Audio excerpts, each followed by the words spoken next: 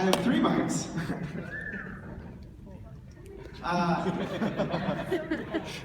I would like to start tonight with a little background information. A lot of people know that I come from a big family. I'm one of 12 kids. And what a lot of people don't know is my mom was the youngest of 18 kids. Yeah, quite a bit. We're Catholic. When my grandfather passed away in 2009, the obituary read, Willard Kuhar, father of 18. He had 100 grandchildren, 145 great-grandchildren.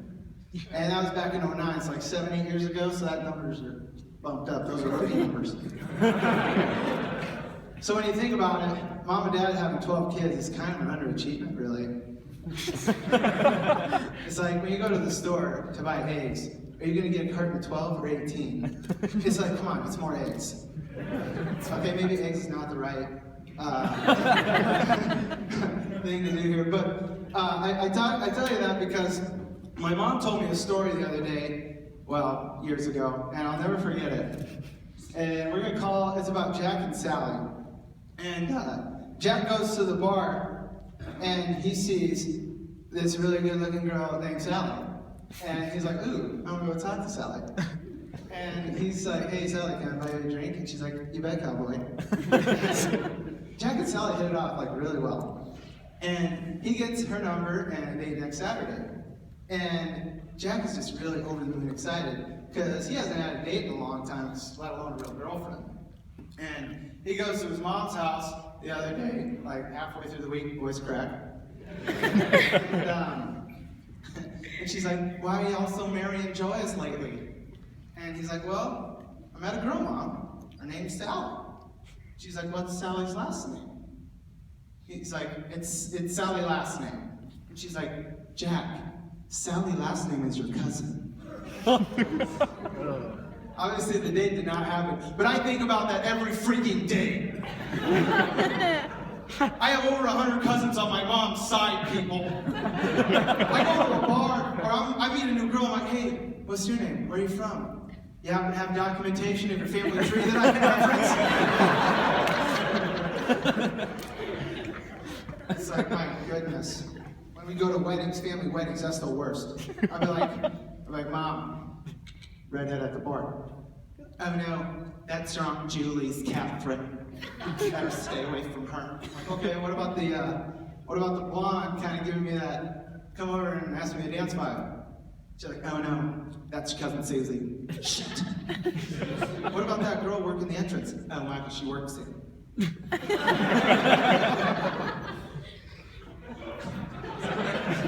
Why don't you just go ask your sisters to dance?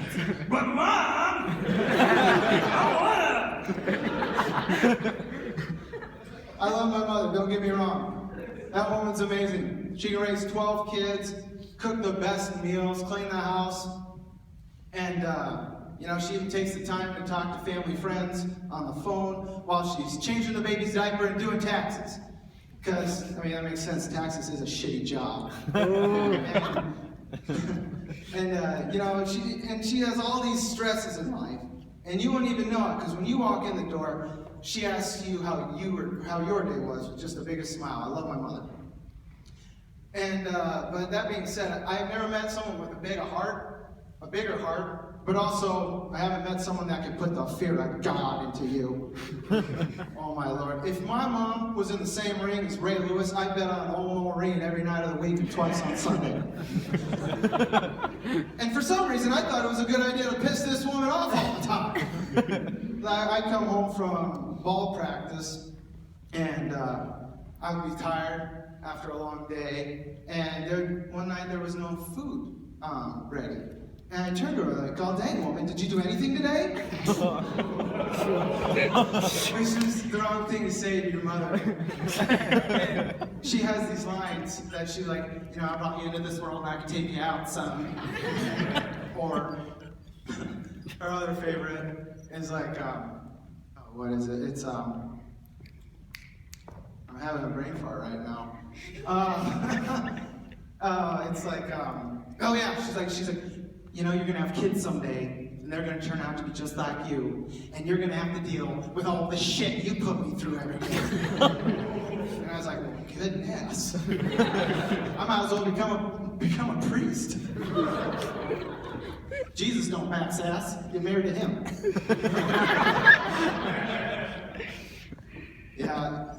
Jesus has saved my life quite a few times.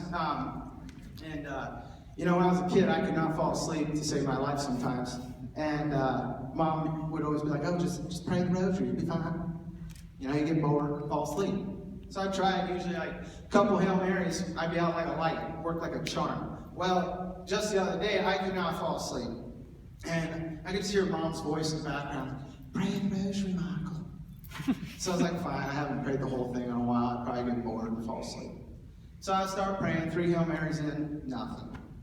10 Hail Marys, I'm still tossing and turning. I prayed the whole friggin' thing and didn't fall asleep. I was so ticked off. Why such bad things happen to good people? I was never good at math in high school. And it ended up placing me in the, what my buddies called, the stupid math class for the special people. And I ended up getting in the same class with my sister Maggie. When I was a senior, she was a junior. Not because she was stupid, but because I was special. And she kicked my ass. And she always got better grades than me. We get our homework back. She's like, what'd you get, Michael? I got 100. And I'm like, I will fight you. So when I found out that Mags and I are going to be in the same class this semester, to say I was overjoyed would be an understatement. I was like, I know she's going to get a better grade than me. I might as well have a little fun with it. And so, first day, the teacher's taking attendance. And she's like, Maggie McPhillips? Here.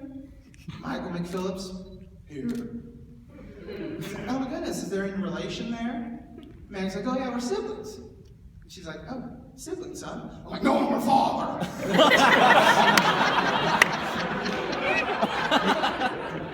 Class thought that was pretty funny, but the professor did not. I guess you could say class is going pretty great. We had a lot of sweat jokes told tonight, and traditionally, I'm an Old Spice man. But lately the pits have been a little too damp. And I was like, I think it's time for a change. So I went to the store with one goal in mind, to get deodorant. And I'm in the deodorant aisle, and I'm like, what's this? Dove, 48-hour protection, get out of town. You're telling me that I don't have to shower for 2 days after applying this shit. And so I go home, I'm super excited. I shower first to get that out of the way for 48 hours. And I apply the deodorant. You've done this before, you get the picture. Go to class, first day, doing fine, batting like 500, squeaky clean, lemony fresh. And the next day, my phone, the alarm goes off, and I was like, no phone, I have 10 more minutes to sleep because I did not have to shower. And I go to class, and I should have showered because I smelled like crap. And I go to class, which I'm in English class, which is 95% like women. And I raise my hand, and they don't have to say anything. I just see them kind of pull away. I might have smelled like crap, but I'll be damned if my pits weren't dry, though. Thank you very much, everybody.